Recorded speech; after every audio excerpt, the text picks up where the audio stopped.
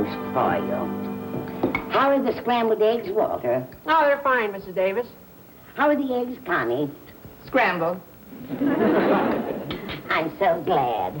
Oh, dear. I forgot to give you this envelope last night. The postman left it for you yesterday. For me?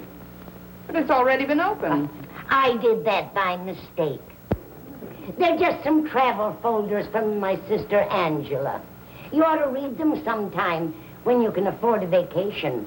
I'd better read them now. By then, my eyes might not be so good. These are all from Niagara Falls. That's where Angela is. Oh, did Angela get married? No, dear, but our little niece Ethel did. She's quite young, so Angela thought she ought to go along on the honeymoon as chaperone. Sounds cozy. I wonder why she sent me these pamphlets.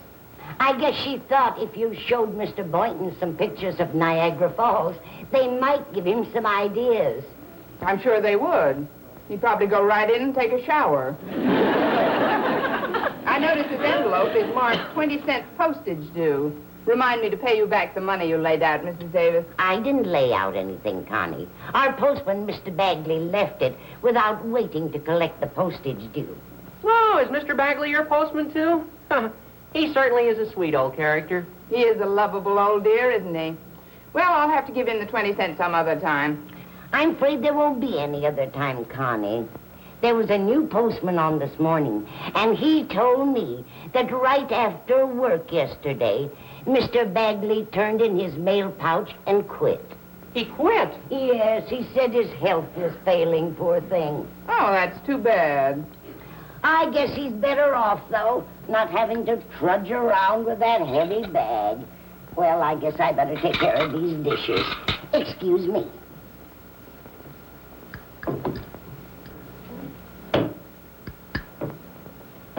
I wonder if the post office took that 20 cents out of Mr. Bagley's salary. No, it's possible, I guess. So what? You're right. It isn't much money. Let's forget it. Okay.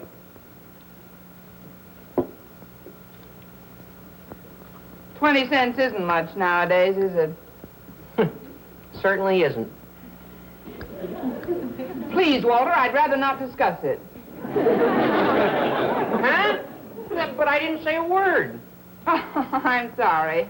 I didn't mean to get so steamed up over something so trivial. Go ahead and enjoy your breakfast.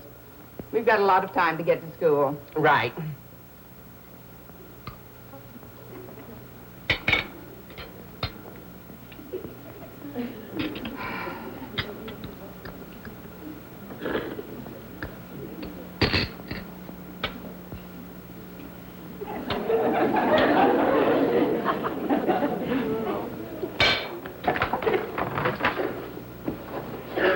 Well, if it'll make you any happier, I'll drop the 20 cents off at the post office. But Miss Brooks! It's right on our way to school. Just stop hounding me.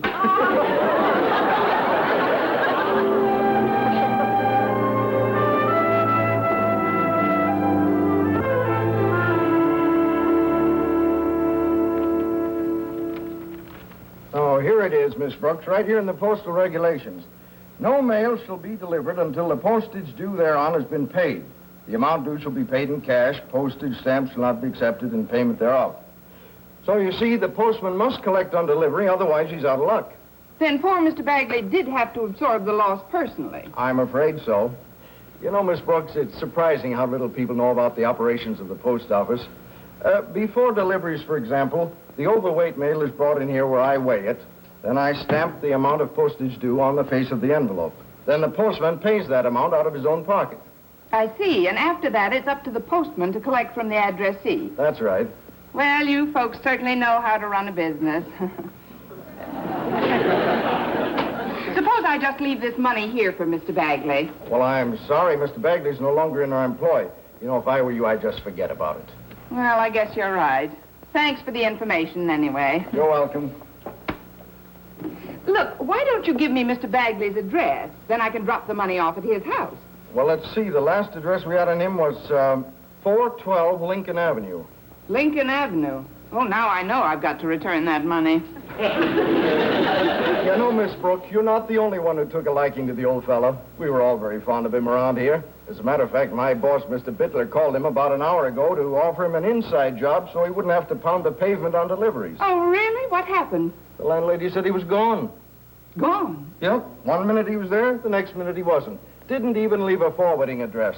I knew it. I just felt it. Something has happened to him. Oh, please, Miss Brooks. I had a premonition about this, and it's all my fault. Oh, poor Mr. Bagley must have been wandering around in the streets, had an attack, and didn't even have the change I owe him to call the doctor. Miss Brooks, now let's not jump to conclusions. I think Mr. Bagley will turn up all right. You think? You see, you're wondering, too. You're hinting I ought to go to the police, aren't you? You want them to find him so you'll know whether he's alive or not. Well, if you think I'm going to the police just to satisfy your curiosity, you're absolutely right. Mr. Conklin, you've just got to let someone take over my English class for a little while. If you will pardon the grammar, I don't just got to do anything. But Mr. Bagley must be found, sir. That 20 cents is burning a hole in my purse. Well, if that's all that's bothering you, hand it over and I'll put it in my piggy bank. No, that isn't all that's bothering me, Mr. Conklin. But I can't take care of this over the phone, sir. If you just let me go to the police. Absolutely not. Now, Miss Brooks, you're letting your emotions run away with you. After all, I'm just as fond of Mr. Bagley as you are. Why, just the other day, I happened to mention to him that an important letter I was expecting had not been delivered. And do you know what he did? What? That poor old man trotted back to the post office and brought me the necessary forms to fill out. Now, he didn't have to do that for me, Miss Brooks, but in a little while, there he was, standing there, holding the forms in his shaking hands, his kindly face furrowed with the telltale lines of age and infirmity. Miss Brooks? Yes, sir? You've got to go to the police. Oh, thank you, Mr. Conklin. Well, don't argue with me. Go. Go. Yes, sir. Oh, wait. I'm afraid I was carried away. We have no evidence that a crime has been committed here. None whatsoever. Now, this is clearly not a case for the police. Well, how about the Missing Persons Bureau? No, I'm afraid not. After all, you couldn't ask them to locate a man for you simply because you want to give him back 20 cents. No, maybe we can work this problem out for ourselves. All right. Now, let us approach this problem calmly. First of all, we must begin on the obvious basis that he is alive and uninjured. There's no reason to believe otherwise. And there's no reason to believe he's simply passed away either, is there? None whatsoever. So, what we must determine is, why did he commit suicide? Oh, he didn't commit suicide. Mr. Bagley wouldn't do a thing like that. Oh, no. No, of course he wouldn't. He was much too fond of life to do away with himself. Exactly. So who killed him? Oh, nobody killed him. He's very much alive. Who would possibly want to harm such a lovable old gentleman? Oh, hi, Miss Brooks. Daddy. What is it, Harriet? Oh, I left some books in here yesterday. Walter told me what happened this morning, Miss Brooks. I mean about the postage due on the letter Mr. Bagley delivered. Oh, it isn't true, Harriet. He's very much alive. I didn't imply he isn't alive, Miss Brooks. Well, no. Of course she didn't. Mr. Bagley is perfectly all right. Golly, isn't he the sweetest old man you ever met? He certainly was. He is. Golly, I hope you get the money back to him, Miss Brooks. He looked awfully pathetic a couple of days ago after I let him use our phone.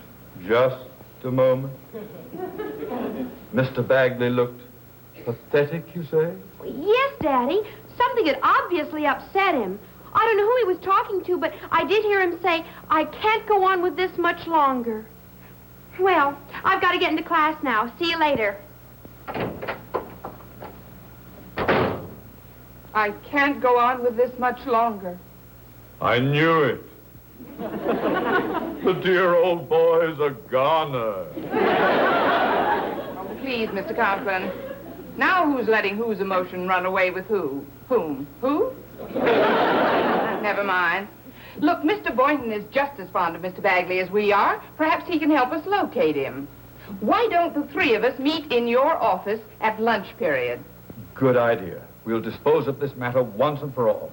There's no need getting hysterical about this.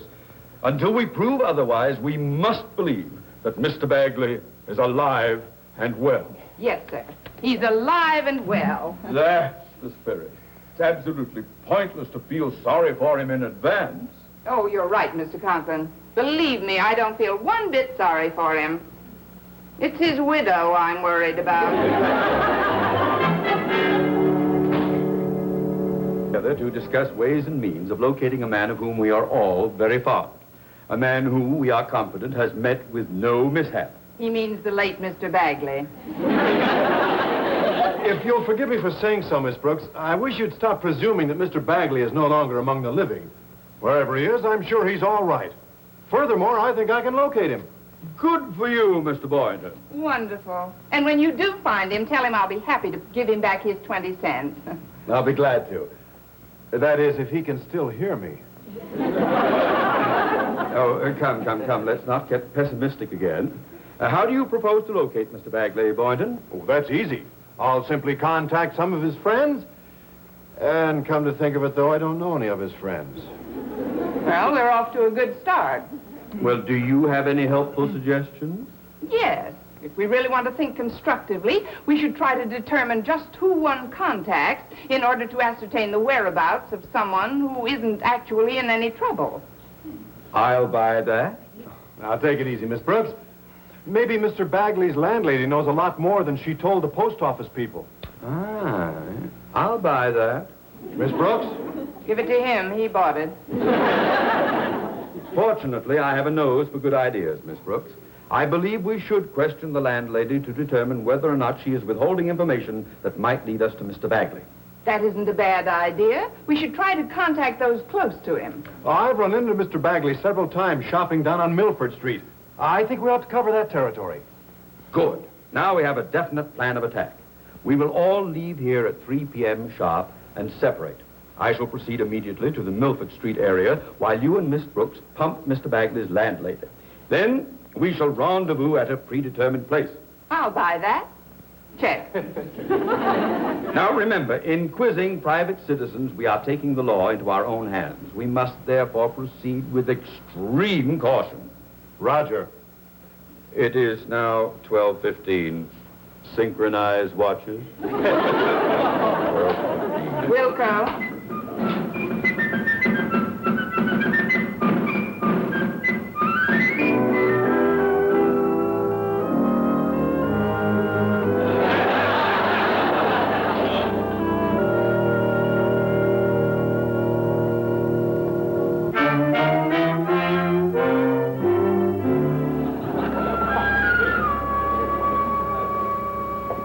.328. Mr. Boynton and I arrived at the home of Mr. Bagley's landlady. Nothing unusual about the place. A few milk bottles lying around, a bay window, cobwebs, routine stuff. The landlady came out. Nothing unusual about her. A few gray hairs, cobwebs, bay window.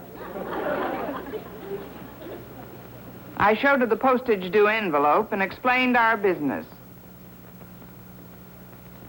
She said Mr. Bagley had cleaned out his room thoroughly, but I wondered, had there been foul play? Had someone deliberately cleaned out his room to cover his tracks? Mr. Boynton wondered, too. Nothing had been left in his room but an old coat. I frisked the pockets. All were empty except one. I withdrew the contents and examined them. Nothing unusual about them. A few gray hairs, cobwebs, routine. But Mr. Bagley had not been a long-time resident. Where had he lived before coming to our city? Perhaps the label in his coat could give me that information. The label had been torn out.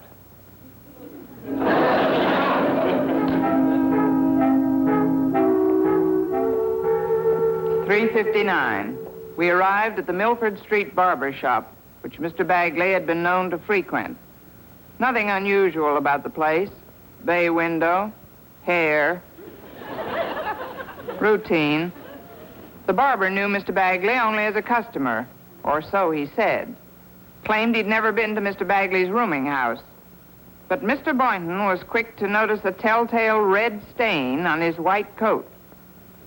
It was blood.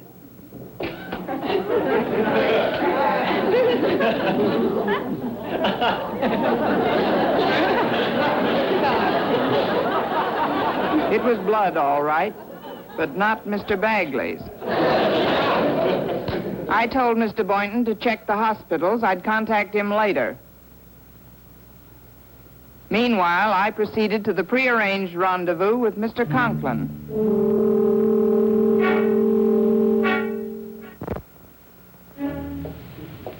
4:03. We casually compared notes. The corner druggist had tipped off Mr. Conklin to proceed to Hirsch's Market and grill a clerk in a checkered cap. As he briefed me on this character, I gave the fruits and vegetables the once-over. Nothing unusual about them. A few gray hairs, cobwebs, routine. We didn't have to wait long for the clerk.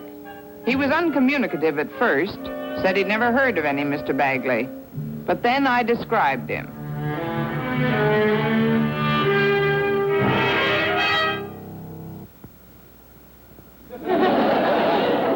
I couldn't help feeling he was holding something back.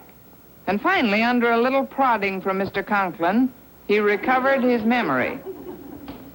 In one terse sentence, he told us all we needed to know about Mr. Bagley.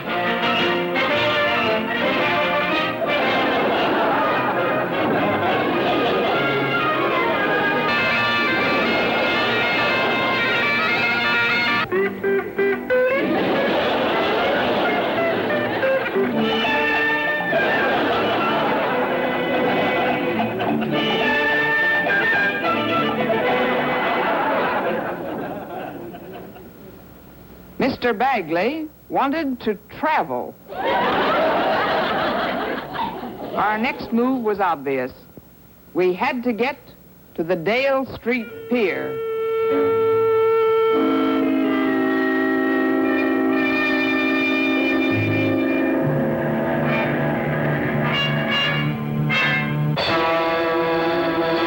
There he is, Mr. Bagley. Oh, thank heaven you're safe. Brooks, Mr. Conklin. Well, who told you that I was going away? Well, that's not important. What matters is that we found you. Yes, that's right. You don't have to go anywhere, Mr. Bagley. Oh, but I do. I have some friends in South America who will take care of me until I find work. Well, you're in for a very pleasant surprise, Mr. Bagley. Yes, indeed. Miss Brooks had a little chat with the man down at the post office this morning, and he has a nice inside job waiting for you. Oh, for me? That's right. In fact, I called him up just a little while ago and told him we were coming down here to find you. You didn't. Oh, yes, she did. Oh, no. Don't move, Slippery. Slippery? Oh, no, this is Mr. Bagley. Alias Slippery Jackson. Wanted for forgery. What? Well, no wonder he was trying to cover up his tracks. He even got his job with us through forged references. And to an expert forger, a post office job is Shangri-La. That's right. Half the letters entrusted to this poor old postman were undelivered. He removed whatever checks there were and forged as many signatures as possible. Why, this is incredible. It certainly is. We have you to thank, Miss Brooks, for nailing him. If you hadn't been so eager to give him back that 20 cents postage due, he'd have got away before we could move a finger to stop him. Oh, no. This is a terrible mistake. I'm just a sick old man. Well, of course he is. Just look at him. Oh, you must be wrong. Why, Mr. Bagley is the sweetest old character I've ever known. Why, just a couple of days ago, he toddled down to the post office to get some forms for reporting an undelivered letter for me. What was in your letter, Mr. Conklin? My salary check from the Board of Education. You see, they deliver the check on the 15th of the month. That's when it usually comes in because they send it on the 1st. And on the salary check. I knew he was a crook the minute I saw him! We're going bye-bye. Oh, wait a minute. What is it, Miss Brooks? Here. Now we're even.